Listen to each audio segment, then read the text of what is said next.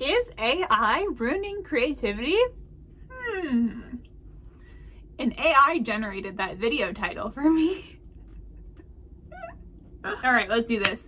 My name is Emrose and I do a lot of stuff. I'm a writer and artist, and this channel is mainly about documenting my creative process.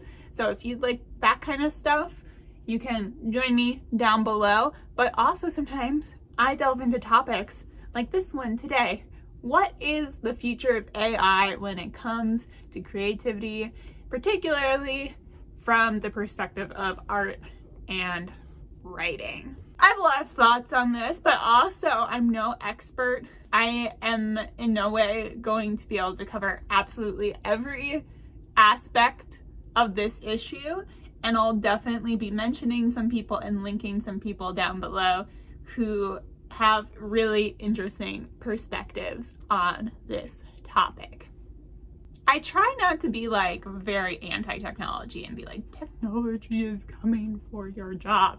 And for a very long time, I thought that as a writer and artist, those jobs would not really be something that we felt the need to automate with AI. I just hadn't considered that because I see them as like some of the most enjoyable tasks, the kind of like closer to the recreational end of work. They're definitely still work, but you know, they're not intensely repetitive labor. They're not physical labor.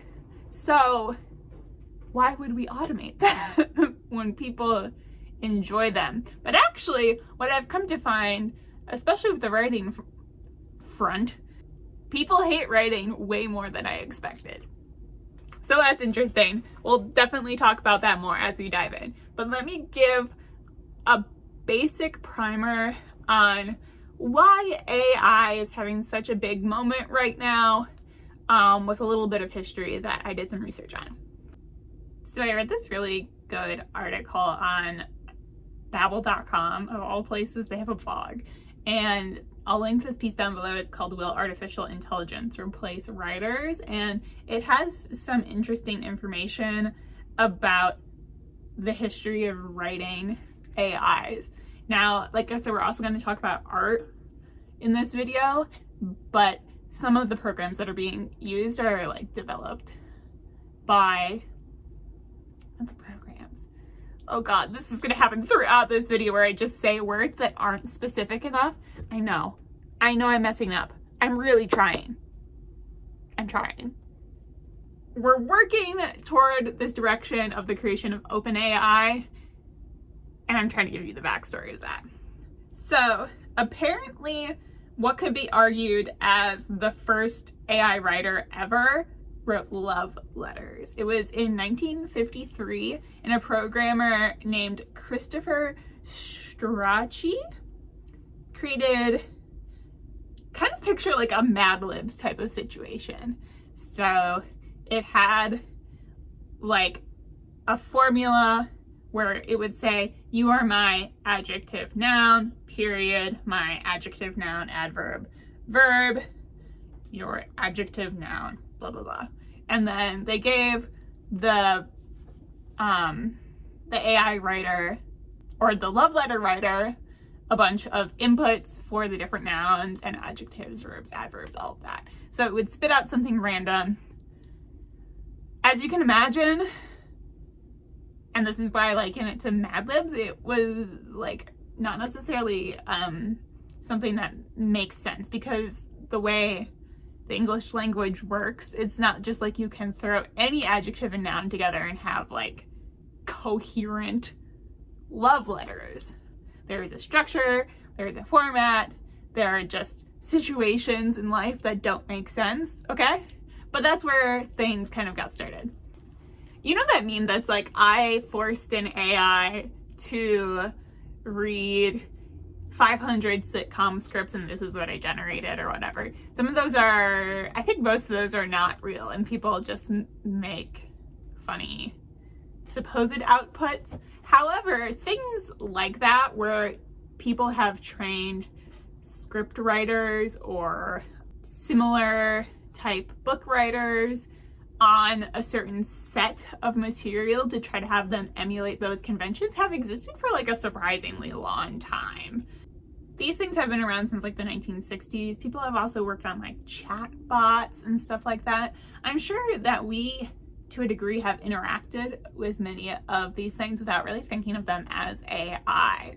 Some of them have become like pretty integrated in our daily lives, like Siri and like the translate function on Google, for example. All of those forms of assistance and automated processes are under the umbrella of artificial intelligence. However, what we're talking about now with like OpenAI is apparently a much smaller subset of artificial intelligence programming called deep learning. Deep learning was kind of hard for me to grasp. When I was looking it up over and over, I would see this description of it being like code that tries to mimic how the human brain forms connections. So they essentially create these different like deductive processes. Deduction seems to be a really important factor among these things called neural networks. So I'm gonna put a couple pictures up of visualizations of like what a neural network is, but basically there's like more than one tier of logic being applied to these situations, and it's not like strictly linear. And theoretically with these, the inputs pull from like everywhere. Like I think they make some of these pull from like the whole internet for language development. And so this type of deep learning system is what OpenAI uses with their products. I don't really know if it's fair to call them products. Wait, there is a pricing tab on the OpenAI website. Okay, hold on.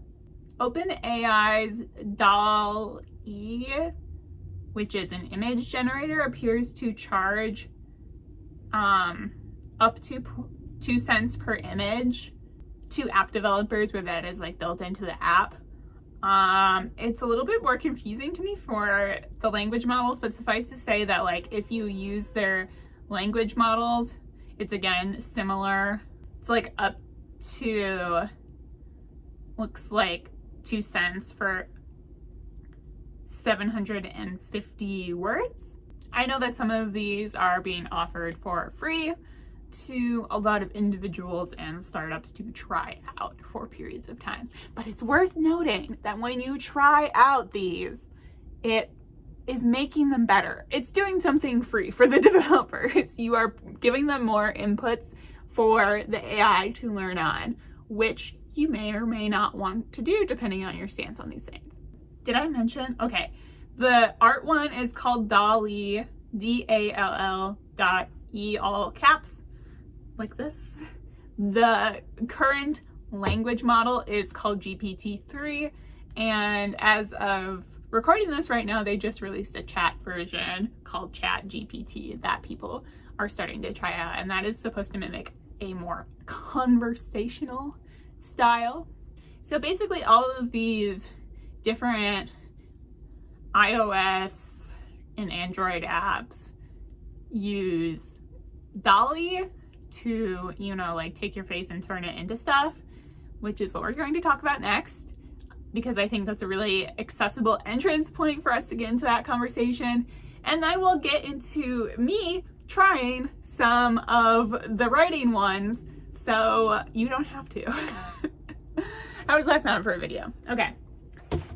Just so you know, most likely I will have to record this in multiple parts because of who I am as a person right now. So if there are background and outfit changes, now you know. Now you know. So let's talk about AI art. It's been super trendy online pretty much everywhere. I have seen this everywhere from TikTok to Facebook over the past month or two, and I think we've had a real reckoning on the question of how innocent are these apps. I'm talking about things like MyHeritage AI, Lensa, stuff that like takes your selfies and shows you what you'd look like as a pirate or as a woman at a Regency ball or someone in the 1920s, or the list kind of goes on and on. And even a few months ago, there was one I remember that was pretty popular on Instagram that was just like turning your selfies into a more stylized comic thing that had the appearances more of being a filter. So like what we think of as just an overlay on top of the original image. But actually what was happening there is that they were using AI to analyze like where the person was, what was their hair, what was their features, stuff like that, and then cartoonify it in one way or another. I think that it all sort of reminds me of those like photo booths where you can like usually they're like country western themed, and you could like put on cowboy hats and pretend to be like a rancher or like outlaws in the Wild West or something. All kind of, there are some issues there, but then you get black and white photos of it. It's kind of like a novelty item. I think it appeals to our vanity a little bit in a way that social media is like pretty inherently designed for. I don't have a problem with vanity. I have seen these, and if I didn't have concerns immediately up front, I would be like, yeah, I want to be an elf. I want to be like a little red fair lady. Let me make my profile picture. Like it seems so low effort and so just like intriguing to see the transformation from your very mundane selfies into whatever it comes up with. I think there's an appeal to the randomness too. So listen, if you did this, I don't really blame you, but I do have a lot of personal concerns about it that I think a lot of people are having a much greater conversation about now. Let's start with one concern that I've heard voiced a lot, which is why don't you just commission artists to make portraits for you? There are plenty of portrait artists out there. There are plenty of people who do profile pictures. Why can't you just commission them? This is distracting from more valid forms of art, or at least more creative, more original. Lots of different words being thrown around that a lot of people have opinions about. I think there's a very fair reason why people are not commissioning real artists to do this. I think it would be embarrassing. And I think people would be ashamed to be like, hey artists, so look, this is a picture of me like looking really hot in a mirror. Can you turn it into me looking really hot as like some 1960s like rockabilly lady? Like you wouldn't even think to do that in most situations, but also you would have a healthy dose of shame that would prevent you from telling another person to draw that. Or there are some ones, oh my god, some of the masculine ones are so funny to me. It's like like transforms these dudes into like Trojans or like snipers or whatever. I do not think you would ask an actual real person to make that for you. I'm sorry if you do. I actually have ultimate respect for you if you do, because you are actually paying a real person to do it. And that's great. Support the local economy. That said, artists have their own styles, specialties, and preferences. Not everyone will do portraits, and you're not going to get the exact same look as the AI. But I think maybe, we should, with that in mind, consider how valuable these images actually are to you. I don't really think you're going to be thinking about these pictures like days from now even, certainly not weeks or months from now. A new trend is going to come through. You will have experienced the mild intrigue of seeing yourself as a hippie in the summer of love, and then you will have fed the AI, and they're, you know, they've got your data now and your face, and that's a little concerning. Obviously, I put my face online. It's not like I have an anonymous account or anything. I just don't feel super excited about giving my face to a company that might have like the incentive to sell it, because I do think that facial recognition technology is going to come a long way in the near future. And I think apps like this basically have a giant data set of faces. So that's another caveat. I will say, like, I'm speaking about this in a lighthearted way because I do enjoy this stuff. Like, I'm addicted to the one on TikTok right now, the AI manga filter. This one's so funny. Basically, this filter, well, there's one trend where people try to find like ghosts in their house because sometimes it will illustrate a person in like an otherwise empty space by finding something that's like vaguely tall and might have like some kind of head shape. It like illustrates a person there. But most of this is like either the filter is generating really big titty anime ladies or just kind of like average looking sporty dudes. Average as in like they all kind of have the same facial features and hair and stuff. However, there are some really funny ones.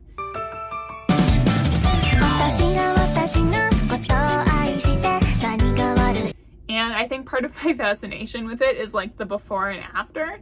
I don't think I could stand this art if I wasn't seeing what photos it was generated from. I think that's really where the value comes from. And why we're paying so much attention to this. It's because we like seeing the transformation. So that really calls into question, like, is the art by itself, if you took the inputs away, is it interesting and is it valuable? I don't know. But I will say the AI manga filter, which, you know, I don't know who made this. It says just like TikTok. Usually if a user submitted the filter, it will show that. I don't really know what the process is at TikTok for making things like that. I would be interested to know, because it does appear to have a very specific type of illustration style, almost as if they fed it images intentionally, as opposed to just like every manga style ever. If it did that, I think the images would come out very differently, but that is not what it appears. So part of me almost wonders if they made illustrations for the specific purpose of feeding them to this AI. I don't know. Then it would be like fully within their copyright. Although copyright is a big question that we're coming up on. Anyway, this filter really typifies some of the problems that all of these art ones have for the time being. So it really emphasizes the gender binary. I mean, virtually all of the women it generates are extremely sexualized, or it is at least very easy to get that output if you have any feminine features. And the masculine ones are all like very tough and sporty. And although they may be bare-chested, I would not say that they are sexualized in the same way. So there's a gender problem there. The bigger problem, I would say, is that this filter, and virtually every art one I've seen, just like cannot draw black people. Here's one example.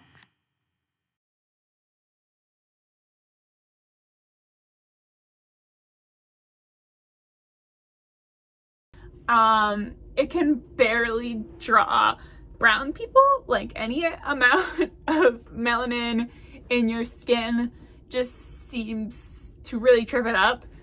Textured hair also seems to be a problem. I don't know how you release something without fixing this first. This seems, in my opinion, to be a developer problem.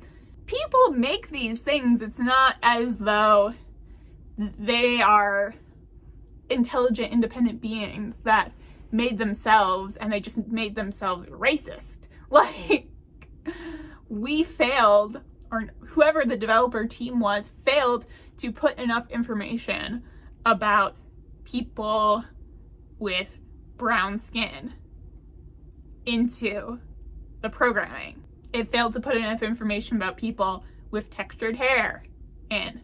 It also very much does not seem to have the ability to consistently draw like mobility aids. I think sometimes it gets them, but things like wheelchairs and canes often just disappear, right?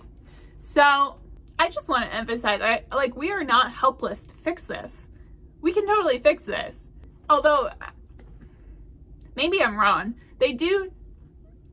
All of these AIs do seem to have the tendency to pull toward the average really heavily and not really account for the variety of experiences or presentations the way a human could account for these things. Although obviously some humans are bad and racist and that kind of stuff too. But if all your inputs are white, they're gonna be white, okay? Yeah, anyway. More issues. A lot of artists out there are really concerned about ownership over their art and the copyright situation here.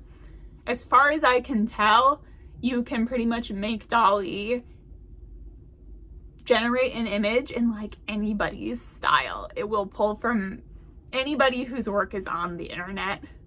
And sometimes these images even end up with certain like very, very identifying markers from those people's illustrations, like their signatures. So the theft couldn't be more obvious, but also, like, is it theft if we don't really have laws to account for this that would defend those specific artists?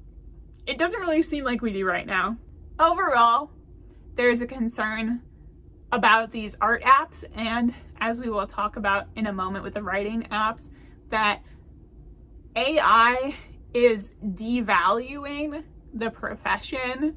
So, as an example, to illustrate with these art, profile picture sort of generators, if people feel that they can get these for free, they will feel that they are entitled to free art always. Although, some of these apps cost money. Some people paid money for these.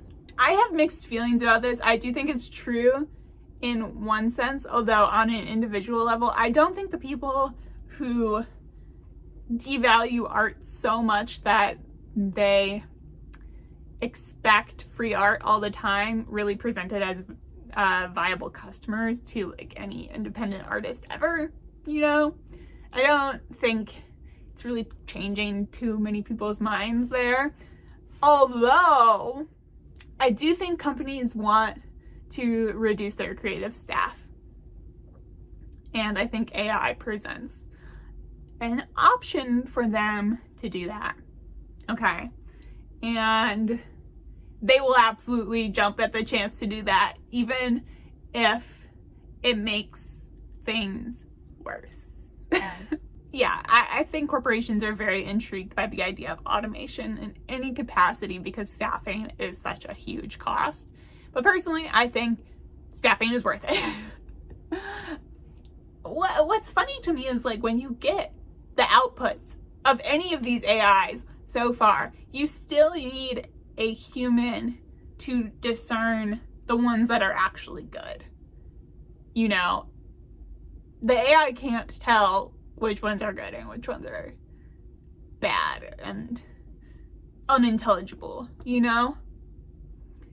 And part of the interest in maybe AI being a tool for artists is that it gives you jumping off points, which kind of makes sense to me, but you're still saying that you need a real person to decide like what is good and what is bad. I don't know.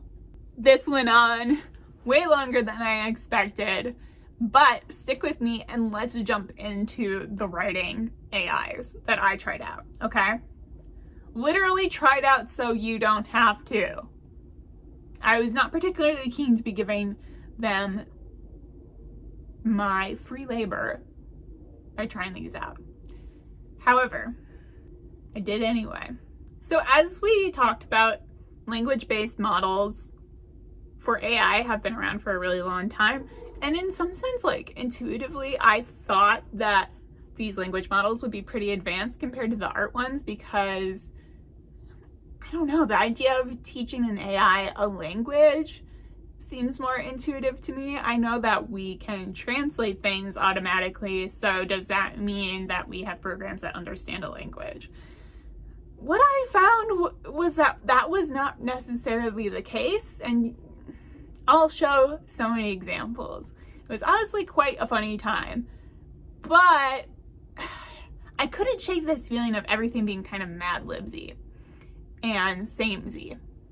I guess as it turns out, language is really complicated and different stylistic conventions are really complicated, and we have so many different ways that we speak and write that are appropriate for different situations that, from what I found, GPT-3 is very much still learning. So I'm a novelist.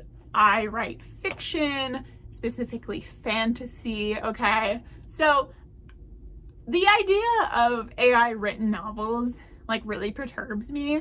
I know that some people have this opinion that like everything has been done before and the great artists steal from each other and just kind of iterate on the same ideas that humans have been working on for ages. I think that's true to an extent, although I do think that in terms of like what can stand for originality, a lot of it is coming from books.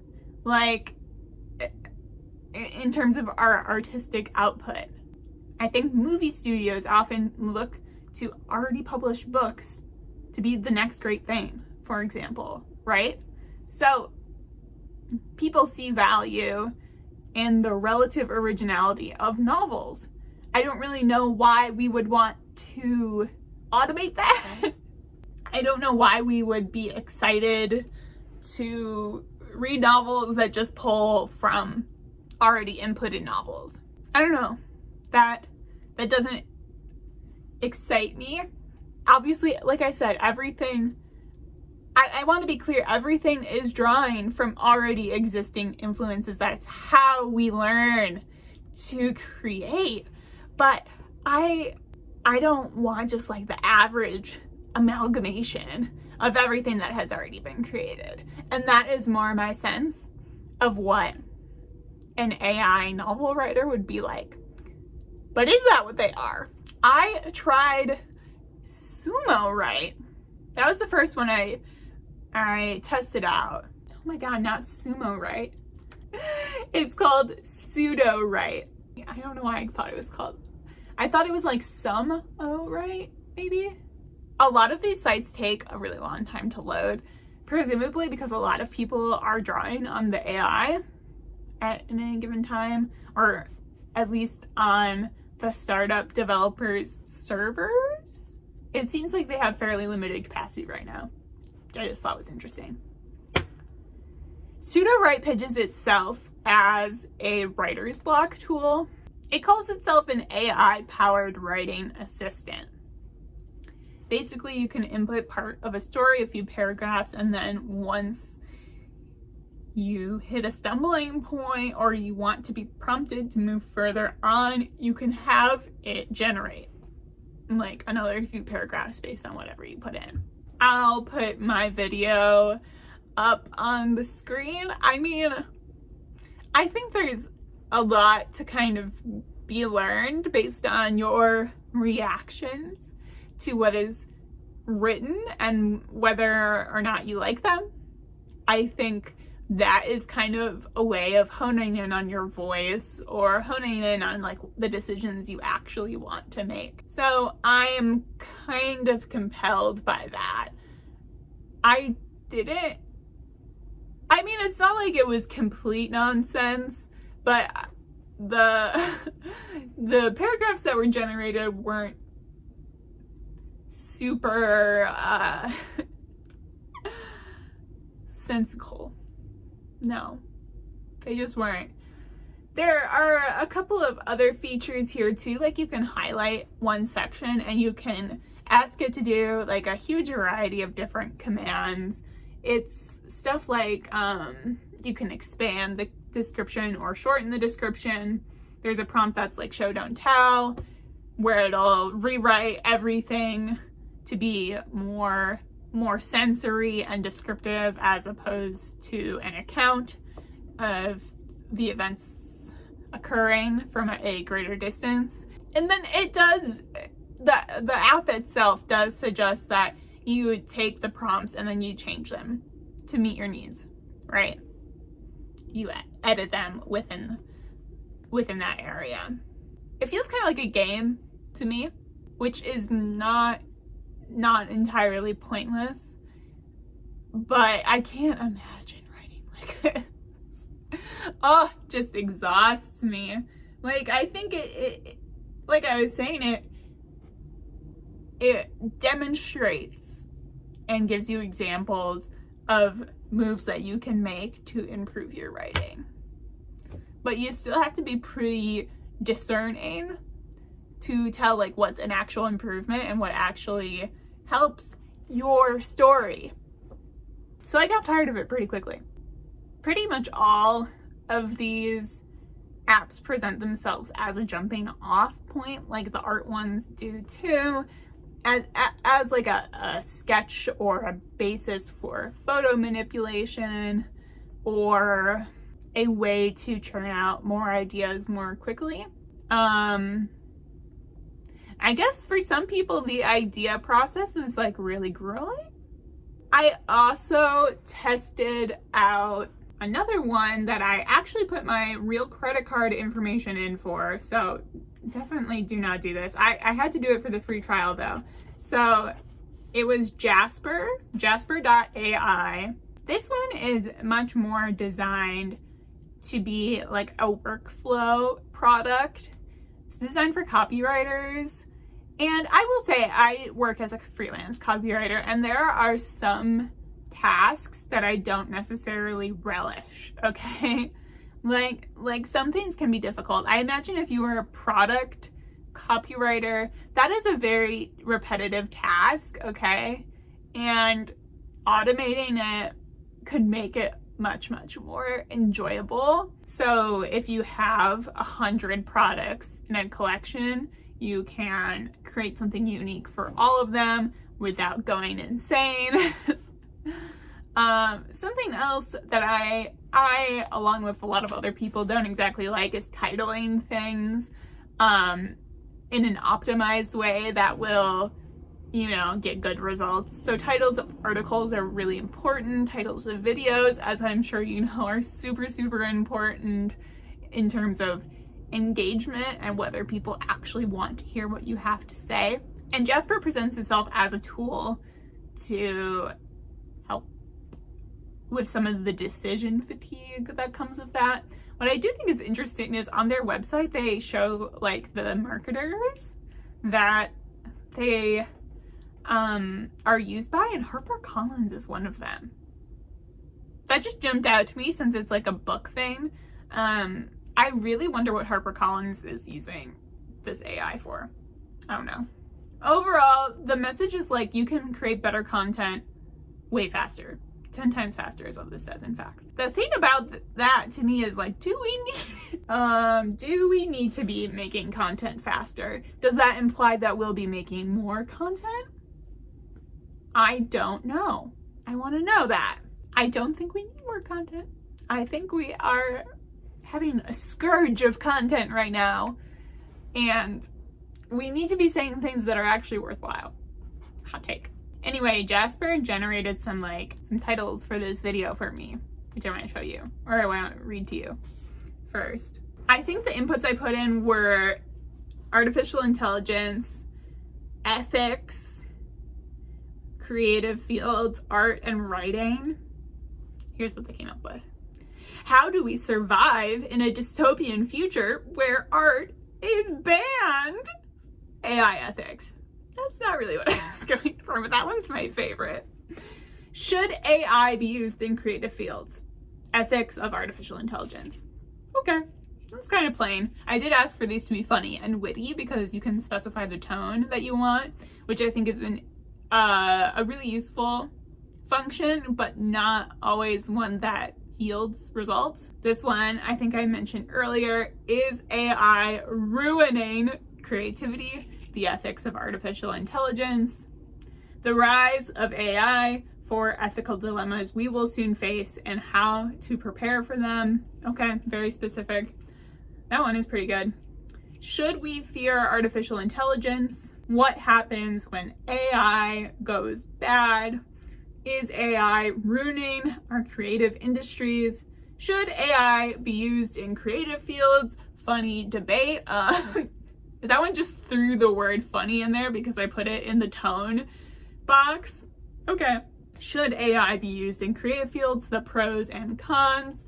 And AI ethics. Should we let machines create art? So as somebody who doesn't have like a collaborator here with me to bounce ideas off of, because I'm just me, I'm solo, I do actually find having this list automatically generated for me somewhat informative because I know that it's drawing on existing video title formats, so it feels informed to me. It also gives me something to react to, like, do I like this? Do I hate this? And that steers me in the direction of the eventual video title, which you'll see below. I haven't decided yet. So I'm back and I got a chance to try out one more of the major copywriting AIs. I was having a hard time setting up a free trial for this before. It seemed like the bandwidth of the site was just not accepting me, but I figured it out. So, of course, I now have additional thoughts as well. So this one is copy.ai. I heard about this first on TikTok. It seems like a lot of solo content creators use this one for primarily like Instagram captions, marketing newsletters for their products, stuff like that. I'm pretty bummed out by the like writing sucks or writing is too hard attitude from this framework. I'm kind of just like, why do we need these AI solutions that require their own skill set? It's not like they're 100% intuitive, and we'll get to that with copy.ai in a second. But like, why not just empower people to feel good about their writing? Why not just educate people, especially young people, like children? Okay. Why are we doing such a bad job at that? Well, we're hitting on some big topics really quickly in this conversation here, but obviously we are having like a big education crisis in the US, and I'm confident that literacy and writing are some of like the worst areas. And also, you know, why fix it with the labor of teachers, usually young women, when a trendy startup could jump in? Am I right? Let's get into some of my very first outputs with copy.ai. This one, I did not have to put my credit card information in, so I'll give it props for that. Automatic 7-day free trial. Mwah. Thank you. Okay. I selected Instagram captions for my first project. I want to generate some Instagram captions. And as a test, I did a little paragraph about actually some real content that I am trying to launch for January. We're gonna do like a Journal Quest January thing. So my input under what is your post about was, what is your post about? Gives you 1,000 characters. I wrote, I'm thinking about starting a journaling challenge for 2023, Journaling January, for creators of all types to think about their creative journey and lifestyle. Think the artist's way, but condensed to 26 prompts and 5 rest days. What do you think? Would you hop on something like that? So kind of basic, but also a little bit already in the voice of an Instagram caption. A few of the ones I saved. Next year, I make sorry, I can't even say this. Next year, I make a commitment to journal more and write less. Can't wait to see what you create in 2018. I'm thinking of starting a journaling challenge for January 2023, when I will be 61 years old. What do you think? Would you hop on something like that? Next one. Oh, what a life I have. January has gone by and now it's July. I can't believe it. It was such a whirlwind with so many different types of work going on. Some good, some bad, but I got it done. Yeah, life's kind of like that sometimes. So here I am just now thinking about doing something new for the year to keep things interesting. Let me know if you'd be interested in following along with me on this creative journey. Sorry. I did save the weirdest ones, to be fair. Let's see if I can get some different outputs. Let's do, what is the hardest part about starting to journal? Let's type blank page, no ideas, fear, embarrassment. The hardest part about starting to journal is the blank page. There's no point in doing anything if you don't start by writing down your thoughts, big or small. Ready to start your first journaling practice? Here are some tips for starting a journaling practice that works for you. Do you have any tips for others that would like to start? Let's get started. Whether you're new to journaling or want to share your experiences with others, we'll hope you'll join our community of journalers. I shadowed a young girl for a few days as she started her journaling practice. Her fear of words or blank pages or fear of looking ridiculous. I find that people don't realize how this can hold them back from writing their feelings down. I'm gonna say that one. I love how it straight up like creates characters in some of these. You know that there are content creators out there who are totally BSing like little narrative moments that just fit their brand super well. What happens if I change the tone to something like really different? I want to do luxury. Wait. Why does it say that you can try Elon Musk as a tone?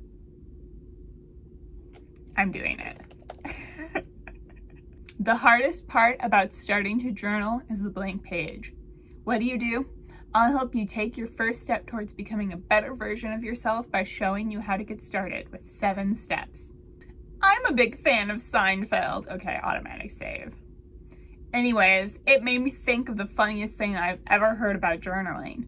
Turns out it's blank page fear. So if any of you are feeling the blank page fear, I have a secret that might help. So I think this is pulling from his Twitter. Either that or it's like pulling from like transcripts of how he talks. I don't know. Okay. Wow. I am gonna try luxury. We are a community of people who started journaling, who journaled for a while and then stopped. We want to help you start again, now or in the future. Come on over to my private Facebook group for a weekly roundtable and chat about how you can use your journaling practice to improve your life. Nothing says luxury like the phrase, come on over. I don't understand the ones that are coming up with like really random nouns. Is this an actual user? You don't have to be an expert to start a journaling practice. With the community of @nothing_but_tweetscap, you can get answers to your questions and get started in just a few clicks. We're getting into word salad territory. So listen, I'm like not feeling super inspired by the idea of this as a collaborator. I don't know.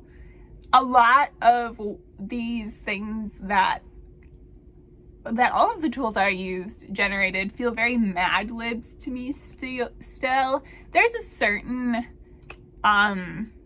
progress towards it being very natural, but it tends to like put your input in over and over again, like the word journaling. It doesn't even sound like a word to me anymore, and that is like messing with my process, right? Like, I don't want to hate my copy by the time I'm done looking at it.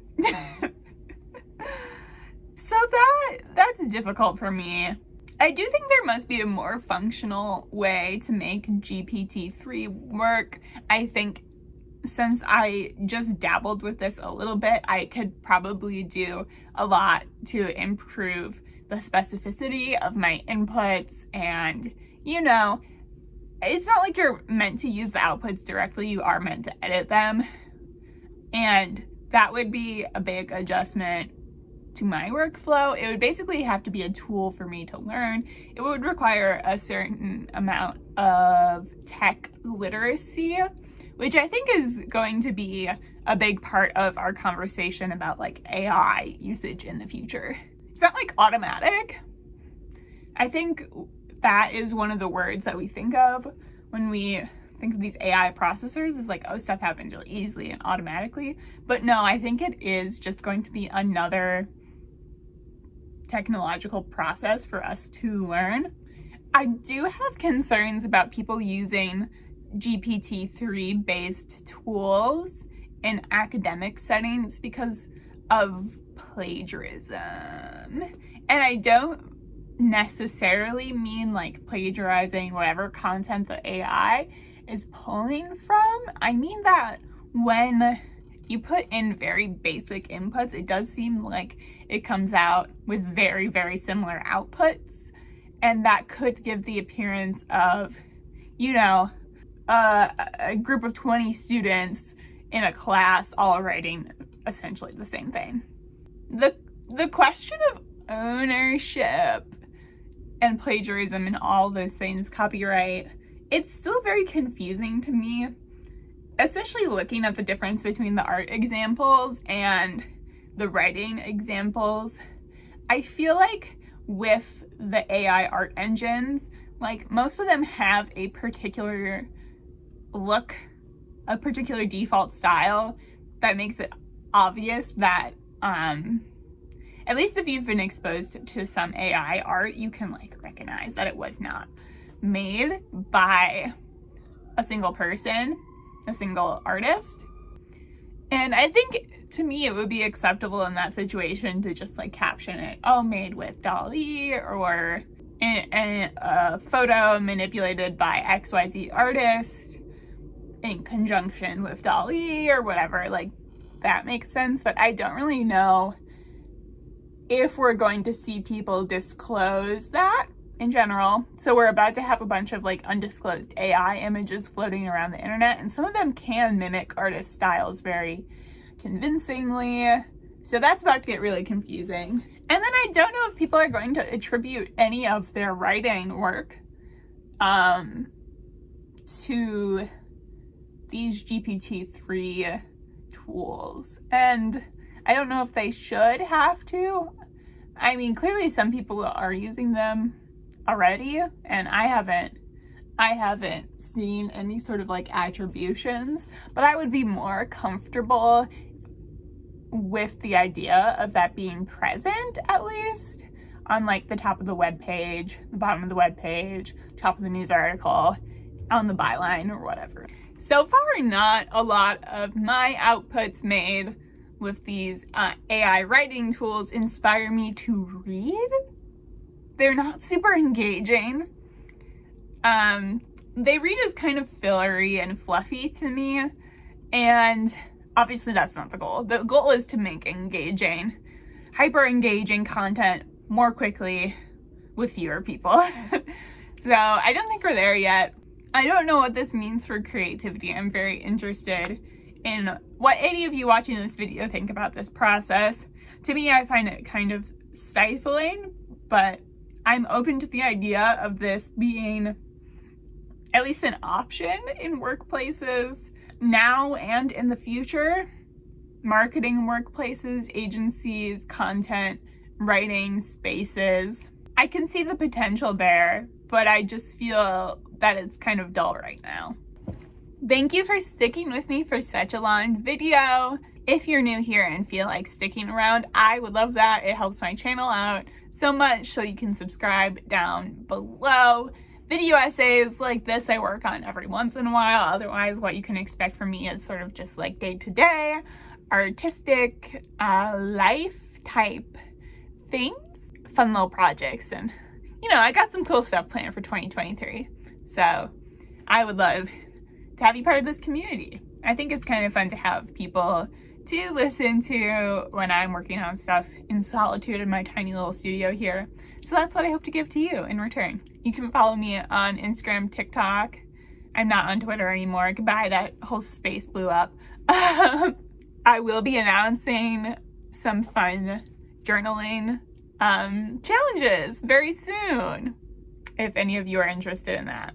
I'm also an artist. I have an art shop. If you want to follow along, I'll link that down below. That's all for now. Thanks so much. This is Emma Rose. Until next time, bye!